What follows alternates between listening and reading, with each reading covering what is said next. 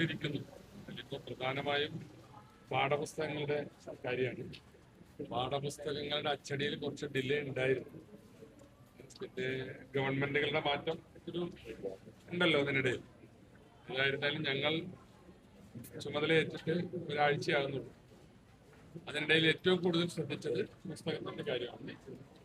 പുസ്തകങ്ങൾ അച്ചടി ഏറെക്കുറെ പൂർത്തിയായിട്ടുണ്ട്. വിതരണവും നല്ല രീതിയിൽ പുരോഗമിക്കുന്നുണ്ട്. ഞാൻ തന്നെ ഇന്നലെ ചില ബുക്ക് ഡിപ്പോകളിലൊക്കെ പോയി അവർ പറയുന്ന കാര്യങ്ങൾ വസ്തുതാപരമാണെന്ന് പരിശോധിച്ചു. അപ്പൊ ഏറെക്കുറെ സംതൃപ്തിയുള്ള രീതിയിലാണ് പുസ്തക വിതരണം നീങ്ങുന്നത്. ഈ 29-നകം എല്ലാ സ്കൂളുകളിലും ആവശ്യമായ പുസ്തകങ്ങൾ സ്കൂളിൽ നിലവില് CBSE-യുമായി ബന്ധപ്പെട്ടുകൊണ്ട് വലിയ രീതിയിലുള്ള ഒരു ആശയക്കുഴപ്പം റിസൾട്ടുമായി ബന്ധപ്പെട്ടുകൊണ്ട് ആ വിഷയം ശ്രദ്ധയിൽപ്പെട്ടു. അത് നമ്മളല്ലല്ലോ അത് ചെയ്യേണ്ടത്.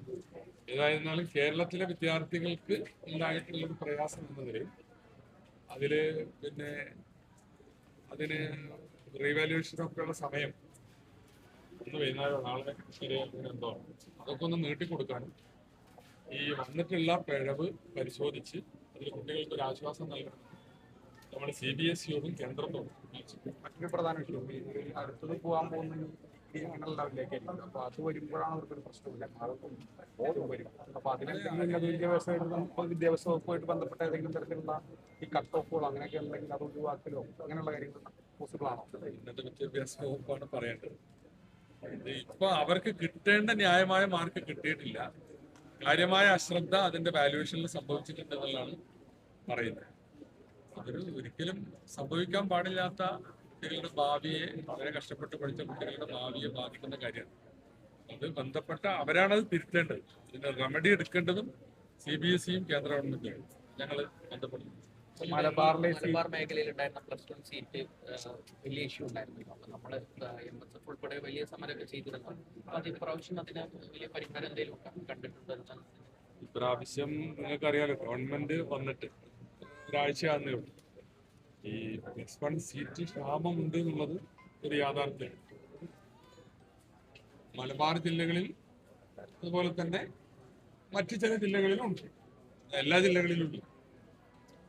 അപ്പൊ അത് പരിഹരിക്കണമെങ്കിൽ, സ്ഥിരമായ ബാച്ച് നൽകണമെങ്കിൽ അതിന് ചില നടപടിക്രമങ്ങളുണ്ട്. അതിന് സമയമെടുക്കും. ഞങ്ങളിപ്പോൾ അതിനെടുത്തിട്ടുള്ള തീരുമാനം കഴിഞ്ഞ ഗവൺമെന്റിന്റെ കാലത്ത് അനുവദിച്ച അഡീഷണൽ ബാച്ചുകൾ 354 അഡീഷണൽ ബാച്ചുകളാണ്.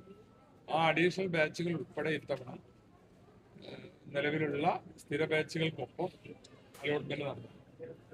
പിന്നെ അതിന് ആവശ്യമായ മാർജിനൽ ഇൻക്രീസും കൊടുക്കും. എന്നിട്ടും രൂക്ഷമായ ക്ഷാമം ഉണ്ടെങ്കിൽ അതിന് ഇത്തവണ ചെയ്യാവുന്ന സംവിധാനം എന്താണെന്ന് അറിയിക്കും.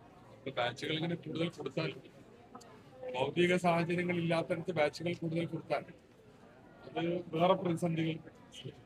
അപ്പോൾ സ്കൂളും സംവിധാനമൊക്കെ ഉള്ളിടത്ത് കൊടുക്കാനുള്ളതിന് പ്രയോറിറ്റി കൊടുക്കും. സർക്കാർ സ്കൂളിൽ ഒരു അഡീഷണൽ ബാച്ച് കൊടുത്താൽ അവിടെ എല്ലാ സൗകര്യവും ഉണ്ടെങ്കിൽ നമുക്ക് കൊടുക്കാം. അധ്യാപക പുനർവിന്യാസമൊക്കെ നടത്തിയിട്ട് കൊടുക്കാം.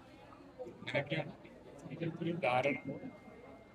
പിന്നെ എന്തായിരുന്നാലും കുറച്ച് ബാച്ചുകൾ കൊടുക്കേണ്ടി വരും ഈ വർഷം പ്രായോഗികമായി.